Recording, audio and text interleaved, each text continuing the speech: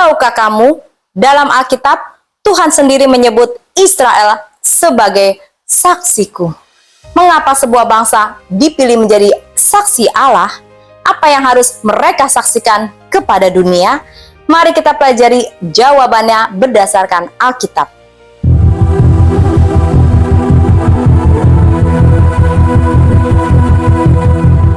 Salah satu sebutan yang sangat penting dalam Alkitab adalah ketika Tuhan menyebut Israel sebagai saksiku.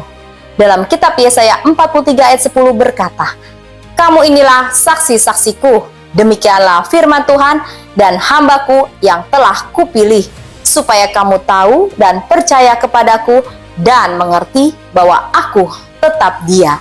Sebelum aku tidak ada Allah dibentuk, dan sesudah aku tidak akan ada lagi." Apa arti menjadi saksi Tuhan? Seorang saksi adalah orang yang memberikan kesaksian tentang sesuatu yang benar-benar ia lihat, alami, dan ketahui. Israel disebut saksi Tuhan karena mereka mengalami secara langsung karya Allah dalam sejarah mereka. Mereka menyaksikan bagaimana Tuhan membebaskan mereka dari perbudakan di Mesir, membelah laut Teberau, memberi mana di padang gurun, menuntun mereka ke tanah perjanjian, dan terus memelihara mereka sepanjang perjalanan.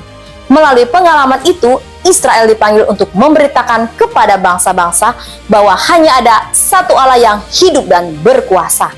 Tugas mereka bukan sekedar menikmati berkat Tuhan, tetapi juga menjadi bukti hidup tentang kesetiaan, kuasa, dan kasih Allah. Namun Alkitab juga mencatat bahwa Israel tidak selalu menjalankan tugas itu dengan baik.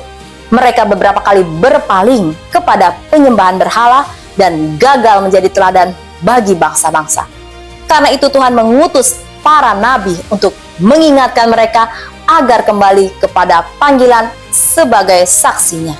Dalam perjanjian baru, panggilan menjadi saksi diteruskan kepada para pengikut Tuhan Yesus.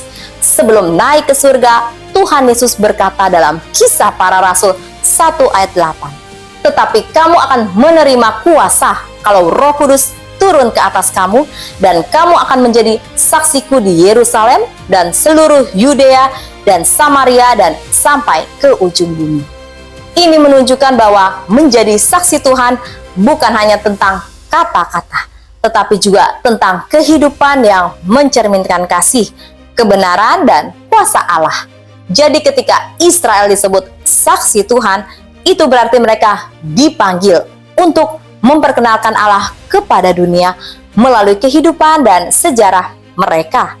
Dan bagi orang percaya saat ini, panggilan itu diteruskan dengan memberitakan kabar baik tentang Tuhan Yesus melalui perkataan dan perbuatan. Menurut kamu, bagaimana kita dapat menjadi saksi Tuhan dalam kehidupan sehari-hari?